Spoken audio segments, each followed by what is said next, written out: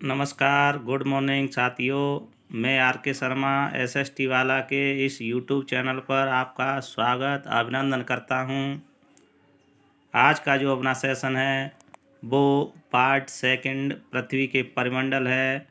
एक पार्ट पहले हो चुका है तो शुरू करते हैं। चलो, पहला अपना पॉइंट है, देखते हैं। पृथ्वी के परिमंडल 4 होते हैं: स्थलमंडल, जलमंडल, वायुमंडल, और तीनों मंडलों को मिला के एक मंडल बनता है, उसे जैव मंडल कहते हैं। अगला नेक्स्ट बिंदु, स्थलमंडल में 7 महाद्वीप हैं। क्षेत्रफल के अनुसार महाद्वीपों का घटता क्रम: एशिया सबसे बड़ा महाद्वीप है, दूसरे नंबर का अफ्रीका, उत्तर अमेरिका, दक्षिण अमेरिका, अंटार्कटिका, यूरोप और ऑस्ट्रेलिया 7वें नंबर का सबसे छोटा महाद्वीप है। अगला नेक्स्ट बिंदु, जलमंडल। पृथ्वी का 70% भाग जल तथा 29% भाग स्थल है। हम ऐसे इसे यहाँ भी समझ सकते हैं कि जो जितना भी जल है उसका 97.5% भाग महासागर है, और जो अलवणीय जल है वो कितना है, 2.5%। और महासागरों में जल कैसा है? महासागरों में जल पाया जाता है लवणीय। कैसा पाया जाता है? लवणीय जल पाया जाता है, लवणीय। अब आगे चलते हैं। महासागरीय जल की 3 गतियाँ होती हैं: तरंगें, ज्वारभाटा, महासागरीय धाराएं। हम लोग या तो केवल पॉइंट जो एनसीईआरटी बुक्स में दिया है उसे लेकर चलते हैं, आगे इनके बारे में विस्तृत चर्चा करेंगे। तरंगें वो होती हैं जो सागर में उठती रहती हैं, हवा के साथ लहरें आती रहती हैं। ज्वारभाटा ये सूर्य चंद्रमा की गुरुत्वाकर्षण शक्ति के कारण होता है। जब बहुत ऊंची फीट, कम से कम 200 फुट से ऊंची लहर आती है तो उसे जब किनारे की तरफ पानी बढ़ता हुआ आता है समुद्र के तो उसे ज्वार कहते हैं, और पीछे हटता है तो उसे भाटा कहते हैं। नंबर 3, महासागरीय धाराएं। ये धाराएं ठंडी और गर्म धाराएं होती हैं। जब धाराएं द्रवों से विषुवत रेखा की ओर चलती हैं, मतलब एक लंबे समय तक निश्चित दिशा में बहता है पानी, उसे धाराएं कहते हैं। द्रवों से जब विषुवत रेखा की ओर धाराएं चलती हैं तो वो क्या है, ठंडी धाराएं होती हैं। और जब विषुवत रेखा से द्रवों की ओर धाराएं निकलती हैं वो गर्म धाराएं होती हैं, जैसे गल्फ स्ट्रीम की धारा एक गर्म धारा है। अगले नेक्स्ट बिंदु पर चलते हैं। इन धाराओं के बारे में विस्तृत अध्ययन आगे करेंगे। महासागर प्रमुख कितने हैं? 5 हैं। बड़े से छोटे आकार के आधार पर क्रमशः प्रशांत महासागर, अटलांटिक महासागर, हिंद महासागर, दक्षिणी महासागर, आर्कटिक महासागर। तो सबसे बड़ा महासागर कौन सा है? प्रशांत महासागर। अगला नेक्स्ट बिंदु, प्रशांत महासागर यह पृथ्वी के 1/3 भाग पर फैला हुआ है। कितने पर? 1/3।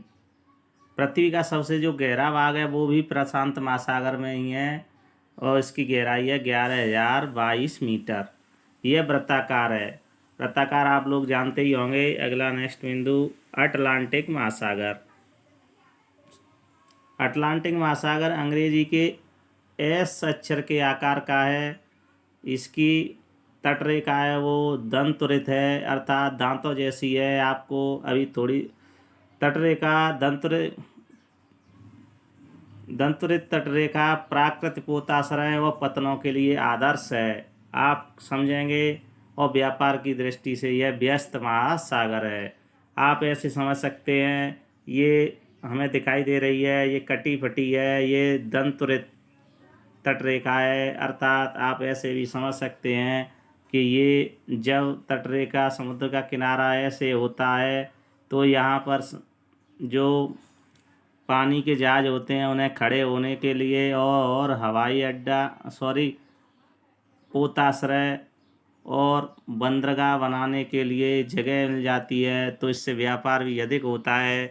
इसलिए यह व्यापार सबसे व्यस्त महासागर है, और ये इसकी विशेषताएं पूछी जाती हैं एग्जाम में, ध्यान रखना। अगला नेक्स्ट बिंदु, पर चलते हैं। आप समझ गए होंगे आशा है। नहीं समझ में आए तो कमेंट में ज़रूर लिखना, हम द्वारा आपको समझाने की कोशिश करेंगे। नंबर 8, हिंद महासागर। ऐसा महासागर जिसका नाम भारत के नाम पर रखा गया है। आकार इसका त्रिभुजाकार है। त्रिभुज आप सब लोग जानते ही हो, क्यों आप वैसे भी सब समझदार हैं। अगला नेक्स्ट बिंदु, दक्षिणी महासागर। अंटार्कटिका महाद्वीप के चारों ओर है। आपने देखा होगा जो विश्व वर्ल्ड का मैप है उसमें नीचे अंटार्कटिका दिखाई देता है, वो क्या है? अंटार्कटिका महाद्वीप है। यह चारों ओर से किससे? दक्षिणी महासागर अंटार्कटिका महाद्वीप के चारों ओर है। अगला नेक्स्ट बिंदु, आर्कटिक महासागर। उत्तरी ध्रुव वृत्त पर प्रशांत महासागर से छिछले जल वाले एक सक्रिय भाग से जुड़ा है, उसे बेरिंग जल संधि कहते हैं। आपको पता होना चाहिए, आर्कटिक महासागर और प्रशांत महासागर को जोड़ने वाली एक पतली जो जल संधि है उसे बेरिंग जल संधि कहा जाता है। तो ये आपको NCERT बुक में दिया है, मोस्ट है, ध्यान रखना है। अगला नेक्स्ट बिंदु, वायुमंडल। वायुमंडल पृथ्वी के चारों ओर से गैस की जो परत होती है, घिरी होती है, उसे वायुमंडल कहते हैं। या ऐसे कहें कि जो हमारे चारों ओर वायु का आवरण है उसे वायुमंडल कहते हैं। वायुमंडल की ऊंचाई 1600 किलोमीटर तक फैला है। उससे क्या है, अगर 1600 मीटर से ऊपर जाते हैं तो वायु का है विरल शून्य पाया जाता है। अगले नेक्स्ट बिंदु, यह 5 परतों में बांट सकते हैं। सबसे नीचे की पृथ्वी के पास की जो परत है वह क्षोभ मंडल, दूसरे नंबर पर समताप मंडल, मध्य मंडल, आयन मंडल, बहिर्मंडल हैं। अगले अब एक एक करके बड़ी बड़ी जानकारी इनके बारे में देख लेते हैं जो एग्ज़ाम की दृष्टि से महत्वपूर्ण है। साथियों, मैंने बहुत ही यहाँ अच्छा मैटर रखने की कोशिश की है। जितना भी बना है NCERT बुक्स से अधिकतर यही परीक्षाओं में पूछे जाते हैं। क्षोभ मंडल। क्षोभ मंडल पृथ्वी की सतह से शुरू या सबसे नीचे का मंडल है या नीचे की परत है। क्षोभ मंडल को अधोमंडल, संवहन मंडल या परिवर्तन मंडल भी कहते हैं। क्यों कि इसमें परिवर्तन होते रहते हैं। इसमें बादल बनना, आंधी आना, वर्षा होना, ये सभी घटनाएं क्षोभ मंडल में होती हैं। इस वजह से इसे परिवर्तन मंडल भी कहते हैं। अगले नेक्स्ट बिंदु पर चलते हैं, समताप मंडल। वायुयान उड़ाने के लिए आदर्श है क्योंकि इसका जो तापमान है वो सम रहता है। इसमें बादल, गरज, आंधी, वर्षा ऐसी कुछ घटनाएं नहीं होती हैं। अगला नेक्स्ट बिंदु है, ओजोन मंडल। ओजोन मंडल में ओजोन गैस की परत पाई जाती है जो सूर्य की पराबैंगनी किरणों को अवशोषित करती है। पृथ्वी का सुरक्षा कवच भी कहते हैं क्योंकि जो सूर्य की पराबैंगनी किरणें हैं वो सूर्य से आकर के अगर पृथ्वी आए तो हानिकारक बीमारियां पैदा करती हैं, और जो पराबैंगनी किरणें हैं उन्हें ओजोन परत है वो बीच में ही रोक लेती है। इससे पृथ्वी का सुरक्षा कवच भी कहते हैं। ओजोन परत को CFC नष्ट करती है या सबसे अधिक हानि पहुंचाती है। CFC की फुल फॉर्म है क्लोरोफ्लोरोकार्बन। यह रेफ्रिजरेटर जैसी वस्तुओं से निकलती है। और जो ओजोन परत की मोटाई है वो डावसन में मापी जाती है। ये भी बहुत महत्वपूर्ण है। अगले नेक्स्ट बिंदु पर चलते हैं।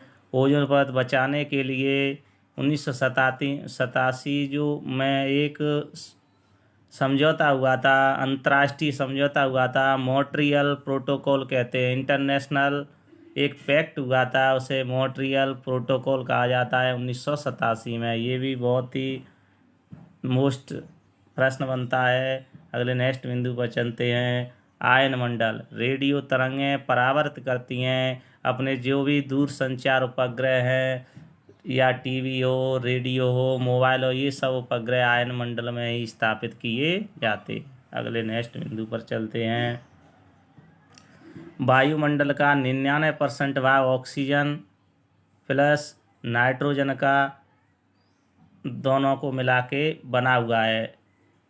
अपन लगभग के हिसाब से ऑक्सीजन 21%, नाइट्रोजन 78% बोल देते हैं, लेकिन सही एक्यूरेट तो ऑक्सीजन 20.95% और नाइट्रोजन 78.80% है। 1% में carbon dioxide, argon, neon, helium, krypton, बहुत सारी गैसें हैं और इनमें भी कार्बन डाइऑक्साइड 0.036% है, आर्गन 0.93% है। अब यहाँ प्रश्न ये बनता है एक कि ऑक्सीजन और नाइट्रोजन के बाद तीसरी बड़ी कौन सी अधिक मात्रा में गैस पाई जाती है, कौन सी है? आर्गन। अगले नेक्स्ट बिंदु पर चलते हैं। नाइट्रोजन प्राणियों की वृद्धि के लिए आवश्यक होती है। कार्बन डाइऑक्साइड पृथ्वी की ऊष्मा अवशोषित करती है, जिससे पृथ्वी गर्म रहे, पौधों में वृद्धि होती रहे। अगले नेक्स्ट बिंदु पर चलते हैं। वायुमंडल का घनत्व समुद्र तल पर सबसे अधिक होता है। वायु उच्च दाब से निम्न दाब की ओर बहती है। आपको ये भी पता होगा, दाब से ही वायु का संचालन होता है और जहाँ उच्च दाब होता है वहाँ से निम्न दाब की ओर वायु बहती है। अगले नेक्स्ट बिंदु पर चलते हैं। गतिशील वायु को पवन कहते हैं। कार्बन डाइऑक्साइड तापमान में वृद्धि करती है पृथ्वी के, इसे भूमंडलीय तापन कहते हैं। तो आशा है दोस्तों अच्छा समझ में आया होगा। अगर कोई बिंदु नहीं समझ में आया है तो कमेंट ज़रूर करना, क्योंकि हम तुम्हें पूरी तरह समझाने की कोशिश करेंगे। धन्यवाद।